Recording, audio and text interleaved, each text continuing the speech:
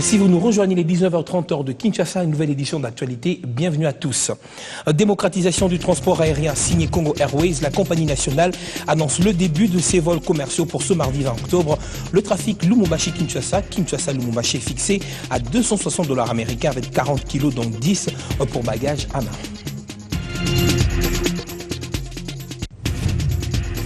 Outre la facilitation de circulation, l'atteinte de l'émergence passe aussi par l'entrepreneuriat.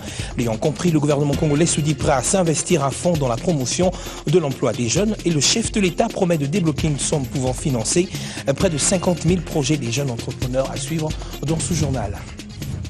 Ouverture des assemblées annuelles de la Banque mondiale et du FMI, des assises de grandes envergures qui remettent sur la table la problématique liée au choc économique mondial.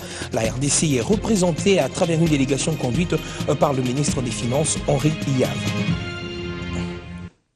Bienvenue à tous. D'abord, cette nouvelle de dernière minute. Nous venons de l'apprendre, l'abbé Apollinaire Malou vient de démissionner de son poste de la Commission électorale nationale indépendante pour des raisons de santé, après un long moment d'absence suite à son indisponibilité, donc dû à son état de santé, je vous le disais, qui nécessite beaucoup plus de suivi. Les détails dans nos prochaines éditions.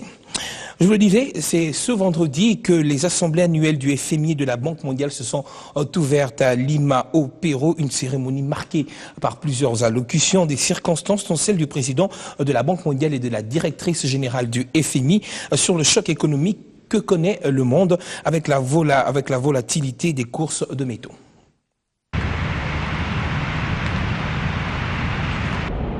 C'est dans une salle de congrès pleine comme un œuf que se sont ouvertes les assemblées annuelles du FMI et du groupe de la Banque mondiale. Une cérémonie solennelle à laquelle ont pris part plusieurs dirigeants du monde, ministres des Finances et gouverneurs pays, premiers ministres et chefs d'État, ainsi que les représentants de la société civile et des organisations non gouvernementales du secteur des finances. La République démocratique du Congo a été représentée à ces assises par le ministre des Finances et gouverneur pays, Henri Yave.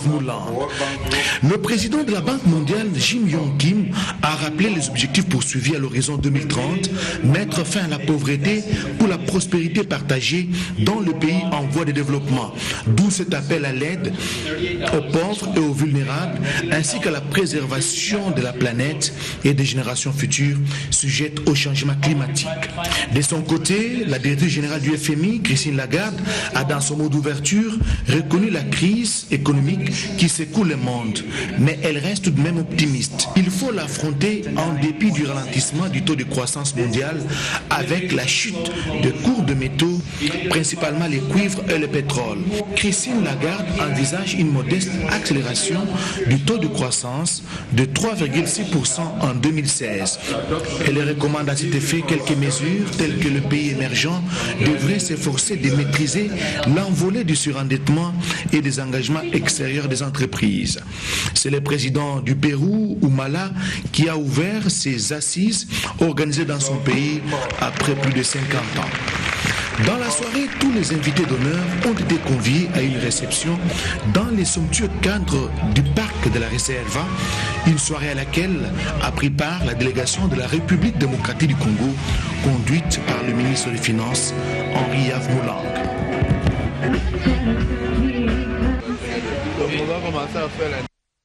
Et en actualité strictement en politique, face à la crise qui sévit au sein de la majorité, le Parti du peuple pour la reconstruction et la démocratie voit la nécessité ici de retourner aux fondamentaux idéologiques du parti. L'appel a été lancé ce week-end dans le cadre du café politique organisé à travers différents sites à Kinshasa comme à l'intérieur du pays. L'un des objectifs ultimes de ce rendez-vous hebdomadaire désormais, initié par le secrétaire général du PPRD, est d'approfondir notamment la notion idéologique du parti. Images et commentaires.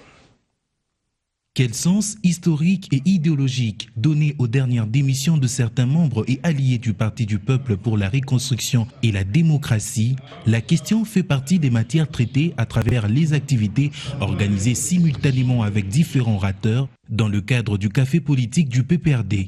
Un rendez-vous hebdomadaire compris dans les 5 chantiers pour le redressement du parti lancé par son secrétaire général Henri Movasakani.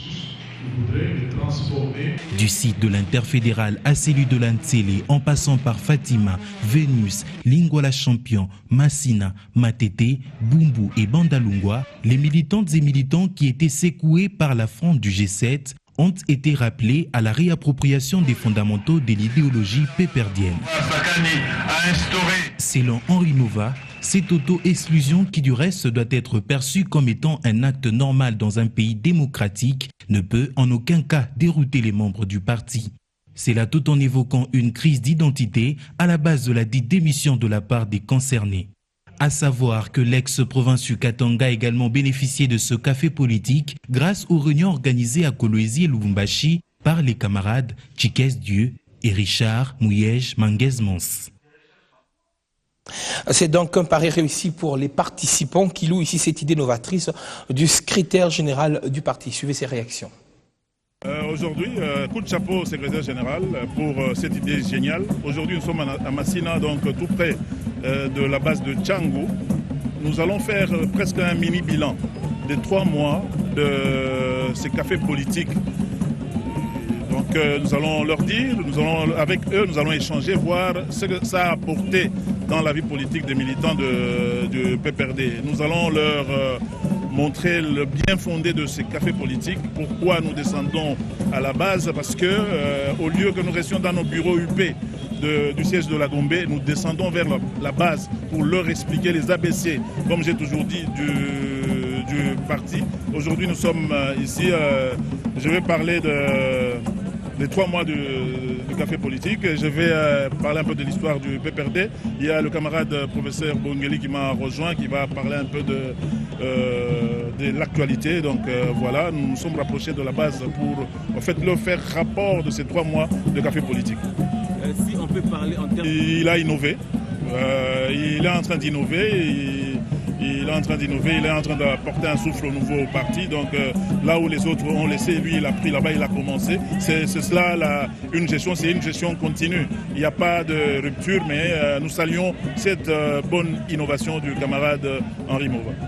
Merci. D'exercer les pouvoirs, de conserver les pouvoirs par des voies démocratiques et de les reconquérir également par des voies démocratiques. Ça suppose que nous devons avoir un parti politique qui a les soucis de former au quotidien les cadres d'aujourd'hui et de demain. Et ces cafés politiques est extraordinaire parce qu'ils participent à la reconfiguration d'un profil du militant du PPRD qui allie à la fois le valeur militante, mais aussi qui intègre avec lui les valeurs du savoir, de la connaissance et du savoir-faire. Le débat politique va prendre corps dans notre pays. Il faut que le militant puisse être armé face aux interrogations des autres, de ceux qui ne connaissent pas, qui ne nous comprennent pas. Il faut que nous puissions avoir des réponses. Donc ces matinées nous apportent, étoffent nos connaissances et enrichissent ce que nous savons, ce que nous voyons et théorisent ce qui se fait sur le terrain. Nous sommes en train de parler à ce qui concerne le vouloir, à ce qui concerne le désirata, à ce qui concerne les besoins. Qu'est-ce que nous pouvons faire pour que notre parti puisse être bien fonctionnel?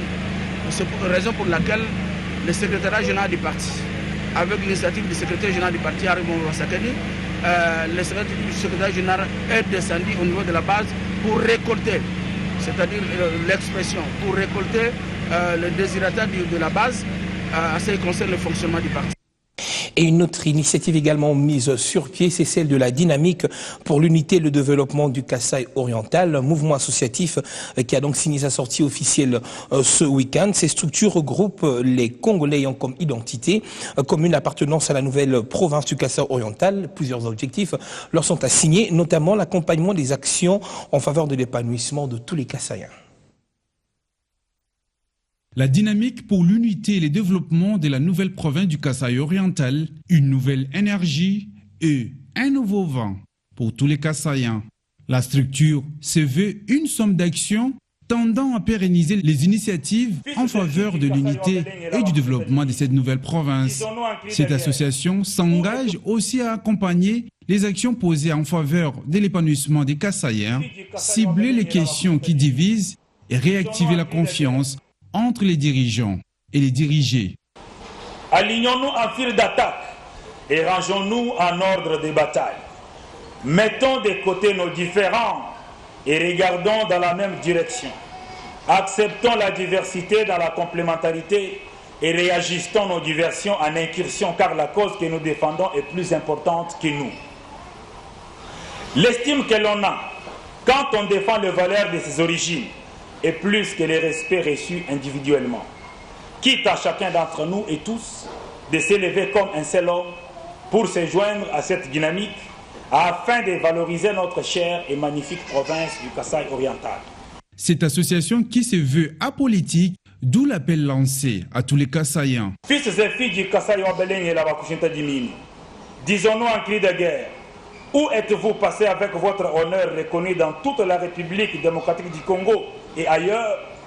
Qui nous a rendu aussi nuls que nous l'avions jamais été? Qui nous a chipé l'essence du leadership et de la responsabilité?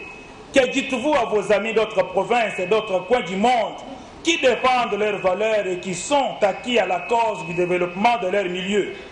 Dissipez votre pauvreté, votre malheur dans les grandes constructions que vous prenez pour indice de richesse. Cachez-vous dans vos grands diplômes, vos bureaux climatisés, vos vestes et vos voitures de luxe. Mais vous ne cacherez jamais les lieux où le cordon ombilical de vos géniteurs a été enterré. Cette dynamique a déjà des représentations dans d'autres provinces de la RDC, en Afrique et même dans le monde. Et nous allons parler santé avec ces 68 médecins dentaires qui viennent d'être déversés sur le marché de l'emploi. Ils ont prêté serment en présence du ministre de la Santé publique. Une démarche a donc été formulée au cours de cette cérémonie, celle d'augmenter la formation des dentistes. Je considérerai la santé de mon patient comme un acte apparemment anodin, mais qui renferme une grande signification. 68 médecins dentaires ont prêté serment ce samedi à l'issue d'un cursus de 5 ans à l'université de Kinshasa, leur ouvrant la porte du monde de l'emploi. Nous sommes là au service de la population, comme étant médecins, nous travaillons au service de la population. Le ministre de la Santé publique qui a présidé cette cérémonie a appelé ces nouveaux dentistes à la conscience. Ce serment n'est pas une symbolique. Ce serment est un engagement que vous prenez devant vos maîtres, mais également devant toute la nation, pour exercer l'art dentaire en République démocratique du Congo dans le respect de l'éthique et dans le respect de la déontologie. 68 nouveaux dentistes paraissent nombreux, mais au regard de la demande sur terrain, beaucoup reste à faire. Pour l'OMS, on nous demande d'avoir au moins un chirurgien dentiste pour 250 personnes. Aujourd'hui, je peux vous dire que dans notre pays, nous pouvons dire que c'est un chirurgien dentiste pour 450 000. Le message fort que je lance, d'abord c'est aux formateurs, l'université de Kinshasa, la faculté de médecine en particulier, de former davantage de chirurgiens dentistes et aux familles d'envoyer leurs enfants faire cette profession-là qui est jusque-là méconnue. À en croire Félix Kabange-Numbi, ce lauréat en 2 débouchés, s'est lancé dans le privé ou embrasser le public. Pour ce dernier choix, une condition est exigée, être capable de travailler en province. Et puis, du nouveau à Kinshasa, avec l'hôtel Mikeno qui vient de voir le jour dans la commune de Ngaliema, dans ce quartier réputé calme, de grande salubrité, cosmopolite, mais également à l'abri des tapages diurnes et nocturnes. Ce splendide cadre voit son implantation ici dans la capitale congolaise pour passer des séjours mémorables. Plus besoin de recourir aux hôtels du centre-ville pour bénéficier d'un service de qualité. Mikeno est désormais à votre disposition. Ce flat hôtel conçu aux normes et standards internationaux donne à voir absolument. Professionnalisme, standing, sécurité, confort, prestige et excellence caractérisent ce cadre idyllique. Présentant une architecture de haute facture et un style sui generis, Mikeno compte 2 appartements, 2 suites juniors, 24 chambres de luxe, dont 13 somptueuses chambres doubles et 9 standards. Bar et restaurant au prix hors concurrence. Le choix du site et l'appellation pas du tout fortuit. Pourquoi ma compagne? C'est parce que d'emblée, on a déjà un guest house, le guest house de ma compagne, qui existe depuis 2003. Et après ça, quand on s'est dit on ne peut pas s'arrêter à un hôtel, il faudrait aller plus loin. On a pu trouver un terrain à ma compagne. Et c'est comme ça qu'on a acheté le terrain, on a commencé avec la construction. Mikeno, c'est un volcan du Kivu. On est originaire du Kivu. Et c'est un choix, on a voulu que ça soit quelque chose, pas de... quelque chose d'original. Que ça ne soit pas... Enfin, qu'on donne un nom du style hôtel, parce qu'il faut imiter un nom soit de l'étranger, tout ça, mais que ça soit purement congolais. Flat Hotel Mikeno, exclusivement réservé aux personnes pour qui le beau, le raffiné et la classe est de rigueur. Aujourd'hui, je suis en train d'inaugurer une structure d'hébergement de grande qualité. Et ce qui est toujours intéressant d'entrer dans un hôtel, c'est de voir le sourire qu'on peut avoir. C'est toujours voir que, quelle que soit la situation, ils sont prêts à vous accueillir. Je voudrais particulièrement féliciter M. Mpeza, son épouse et toute sa famille qui effectivement ont démontré que la famille peut être une entreprise de qualité. Il y a une nouvelle bâtisse qui voit le jour aujourd'hui. Donc je suis là en avant-première pour assister aussi à l'inauguration de cet endroit. Donc voilà, longue vie à l'hôtel Mikeno, qui puisse accueillir les gens de la meilleure manière possible, comme vous pourrez le voir aujourd'hui, et que ça continue et qu'on puisse trouver des lieux comme ça. Voilà, sachez également que la société de téléphonie mobile Samsung RDC vient de lancer officiellement sur le marché 2 nouveaux smartphones. Il s'agit des téléphones S6 Edge Plus et du Note 5, et la cérémonie officielle a eu lieu ce vendredi dans la soirée. C'était à l'hôtel Béatrice. La salle polyvalente de Béatrice Hôtel, plein comme un œuf, pour le lancement officiel de 2 smartphones, le S6 Edge Plus et le Note 5. 2 produits de l'entreprise Samsung RDC qui apportent plus d'innovation.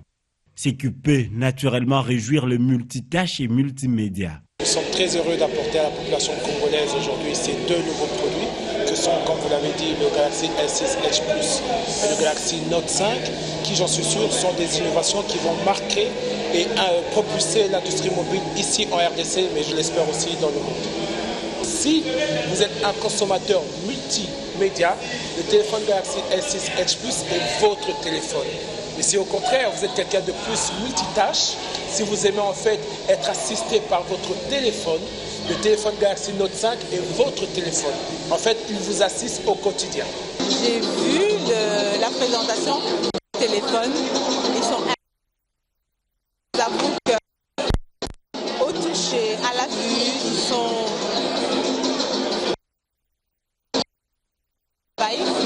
Pour les personnes qui veulent l'utiliser comme ordinateur, les personnes qui font beaucoup de sociaux, c'est quelque chose de très utile. Cette sortie simultanée de ces 2 téléphones haut de gamme est une réponse de produits Samsung.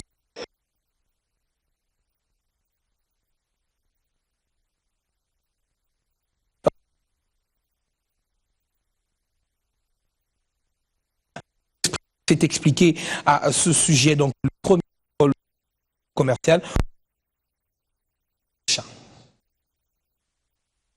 Fini le prix du billet fixé à la tête du client, la démocratisation du transport aérien congolais, une réalité désormais avec l'avènement de la compagnie nationale Congo Airways qui vient de donner les temps en vue d'une intégration socio-économique. 260 $ américains, c'est le prix fixé pour la première destination Kinshasa-Lubumbashi, dont 40 kg, dont 10 pour bagages à main. Le premier vol commercial est annoncé pour ce 20 octobre.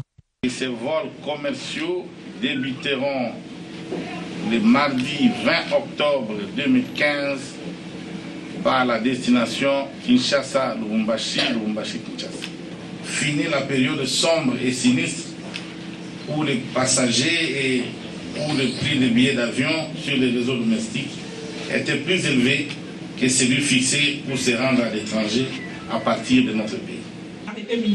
Dans le souci de demeurer la référence dans le secteur du transport aérien congolais, Congo Airways annonce étendre sa couverture domestique progressivement au profit des autres villes, et pour s'assurer la sécurité et fiabilité, la compagnie annonce bénéficier des expertises techniques internationales les plus diversifiées lui permettant de se conformer aux normes internationales. Les avions de moins de 10 ans C'est des avions qui seront maintenus régulièrement. C'est des avions qui seront et qui sont conduits par des équipages qualifiés et qui seront régulièrement formés. Nous avons signé des contrats avec des prestataires de haut niveau. On a cité Airbus Industries, on a cité Ewings. Donc nous sommes très bien entourés. Il n'y a pas une seule société ici au Congo qui a des compétences dont dispose Congo Airways. Par cette même occasion des échanges avec la presse, la flotte composée de 2 Airbus A320 qui exploiteront cette destination compte acquérir d'ici janvier 2016 un autre Airbus et un avion turbopropulseur. La cérémonie s'est soldée par l'inauguration du point de vente Congo Airways sur le boulevard.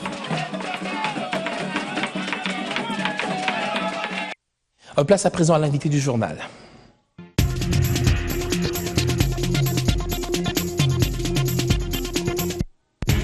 Madame Yveline Damas, bonsoir et bienvenue. Bonsoir. Alors vous êtes donc la présidente de la Confédération africaine de musique chorale. De quoi est-ce qu'il s'agit? C'est quelle structure? Alors la Confédération africaine de musique chorale est un regroupement de plusieurs confédérations, d'une dizaine de fédérations africaines qui s'intéressent donc à la promotion, à la formation et à la promotion donc du chant choral en Afrique. En Afrique, oui. Et dont est effectivement membre la Fédération congolaise de musique chorale. Alors c'est ici à Kinshasa dans le cadre justement des préparatifs d'une grande activité. De quoi est-ce qu'il s'agit? Alors il s'agit de la première réunion préparatoire du festival Africa Cantat. C'est un festival qui est un festival panafricain, donc qui réunira plusieurs pays africains et qui accueillera également des choristes d'autres continents. C'est une formule qui existe déjà sur les autres continents, c'est-à-dire que en Europe, il y a Europa Cantat qui a été le premier et qui existe depuis 1960, je pense. Il y a en Amérique, America Cantat, il y a Asia Cantat, et il n'y avait pas encore d'Africa Cantat. Donc les opérateurs du chant choral africain se sont réunis pour pouvoir créer l'événement au niveau de l'Afrique. Et la RDC sera donc le premier pays à accueillir cette manifestation. Cette première édition qui aura lieu donc en août de l'année, en 2017 2017. Alors, oui, elle est prévue au mois d'août 2017 pour cette première édition. Pourquoi le choix de Kinshasa? Kinshasa pour plusieurs raisons. D'abord parce que Kinshasa a une grande tradition chorale. On chante beaucoup, il y a beaucoup de chorales et c'est vraiment un pays où le chant choral est considéré à son juste titre. Ensuite parce que la plus ancienne des fédérations membres de la CAMC, de la Confédération africaine de musique chorale, est justement la FCMC. C'est la première fédération créée au niveau de toutes les fédérations qui travaillent ensemble.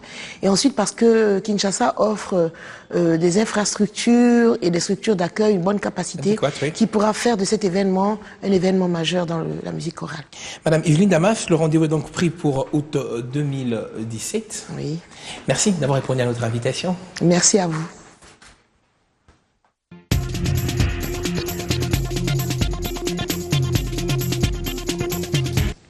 Et puis ces décisions que vient de prendre le chef de l'État qui promet de financer 50 meilleurs projets dans la vision du gouvernement qui tient à faire de l'entrepreneuriat et l'emploi des jeunes son cheval de bataille. L'annonce a été faite à l'occasion de la sortie officielle de la Fédération nationale des jeunes entrepreneurs. Promouvoir, encadrer, encourager et défendre les initiatives des jeunes entrepreneurs et de ceux qui désirent se lancer dans l'entrepreneuriat à travers la recherche des financements et d'accessibilité au marché. Tels sont les points qui fondent la Fédération nationale de jeunes entrepreneurs du Congo. À l'occasion de sa sortie officielle, son coordonnateur affirme que cette plateforme se veut un véritable label de motivation pour les jeunes à la recherche de l'emploi, au-delà de tout ce qui est déjà entrepris par le gouvernement. Beaucoup reste encore à faire, car malgré ces efforts, on observe encore un laxisme dans la finalisation de ces réformes, d'autant plus que la plupart de ces projets ou propositions de loi ne sont pas encore votés et occasionnent de surcroît la spoliation de la sous-traitance par les grandes entreprises qui s'approprient eux-mêmes tous les marchés, chose inacceptable et répréhensible par les jeunes entrepreneurs que nous sommes. Une concurrence déloyale et tenant pas compte des règles en la matière, la lourdeur dans les échanges de compétences telles que prévues dans les clauses de plusieurs contrats, la violation systématique et sous l'œil impuissant du gouvernement de la loi de l'exclusivité du petit commerce aux nationaux. Pour la présidente de l'UPJ, elle continuera à faire des plaidoyers sur le plan national et international afin de promouvoir l'entrepreneuriat des jeunes. Il ne suffit pas seulement de mettre en place une fédération de jeunes entrepreneurs, mais plutôt de nous poser la question de savoir qu'allons-nous faire. Donc nous devons avoir une politique entrepreneuriale spécifique en République démocratique du Congo, pouvant permettre au pays